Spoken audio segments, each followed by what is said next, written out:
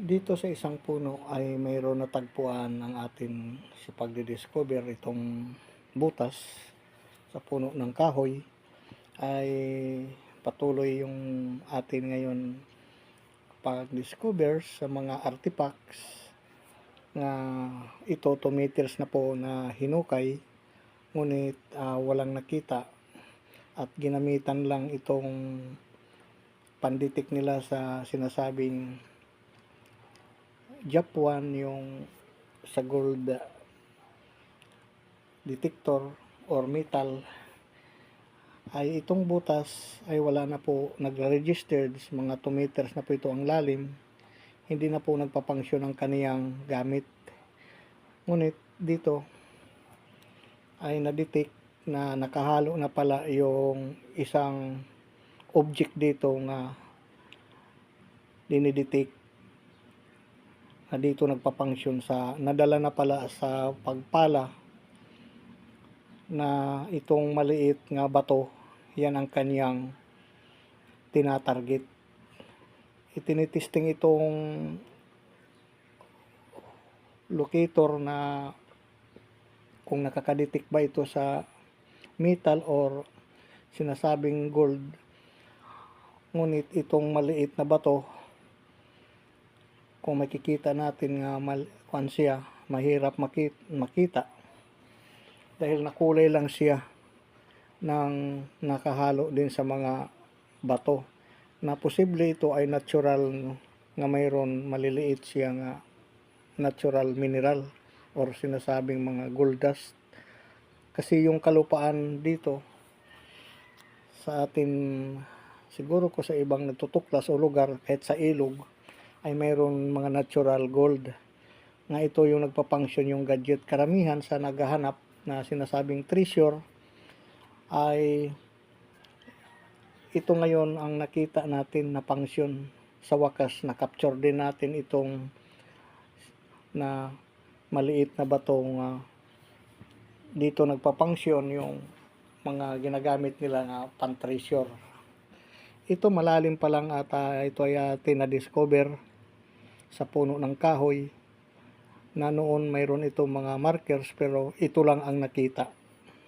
Sa real na pag-discover natin sa 2 meters, ito na bato ang dyan nagpapangsyon yung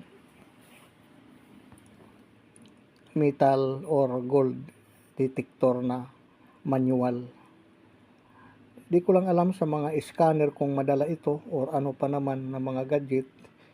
Pero ito ngayon na atin na-discover ay nagpapangsyon siya. Sa iba po ng mga paghuhukay, marami po mga sa hunter, mga treasure hunter nga marami ding batong nga ganito, mga stone nga nagpapangsyon po sa mga gadget. Kaya lagi wala makuha.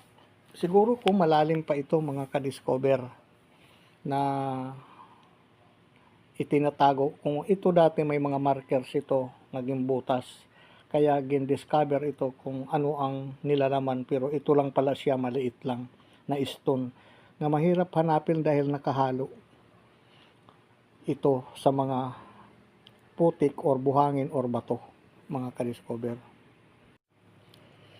Ngunit itong atin ngayon na found sa lalim nga 2 meters, na ulit ko lang po, ay posible nga ito ang nadidetect sa ibang mga lugar nga sa mga naghahanap ng mga treasure nga mayroon itong markers pero walang treasure.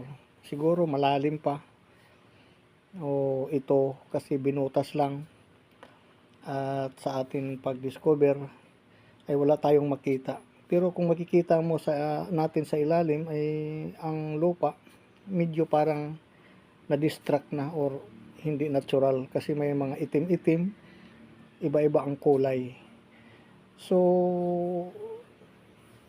itong lupa ay hindi naman naniniwala yung may-ari nga may treasure or wala, kaya itinesting lang ito kung ano ang makita, pero negative. Ito lang po ang nakita na bato na maliit. Yan lang po ang na-treasure na stone o na-discovered. sa 2 meters distance sa puno ng kahoy or yung kamyas nga dati may mga basag na buti, may mga antik pa nga basag-basag sa 1 meter, ngunit sa 2 meters ay ito lang po ang na-found. Di kaya posible malalim pa or hindi lang nasentruhan sa paghukay dahil sa maliit lang nga ito, 1/2 meter lang ang lapad. Siguro ko ay sa pagtago ng mga sinasabing treasure, malalim pa siguro mga ka-discover. Sa atin itong content ay pag-discovered lang tayo kung ano ang nakikita natin sa mga lupa. Mayroon sinasabing maraming markers nga sabi daw treasure, ngunit puro lang markers pero wala mang nakikita nga mga sinasabing treasure. Sa iba siguro maraming nakakuha, ngunit sa atin pananaliksik ay lahat pinapakita puro lang mga markers, walang recovery. Kaya siguro hindi pa panahon nga makita. So maraming salamat po sa panonood sa ating mga taga-subaybay. Hanggang dito na lang po si Green Discovery at huwag makalimot mag-subscribe sa ating munting channel para po sa susunod na ating mga update sa ating videos. Marami po salamat. Shout out po sa lahat. Bye-bye. Ito yung hugis ng stone na may mga maliliit siya na gold nga nakadikit. Dito nagpapangsyon yung gadget, kaya ito yung kulay niya mga ka-discover. Meron siyang parang crystal, mga black na nakapagtataka nga dito. Ito yung nahuli ng gold detector doon sa 2 meters. Ibang klase ito. Kung gagamitan natin siya ng magnifying glass, wala siyang makikita na spot.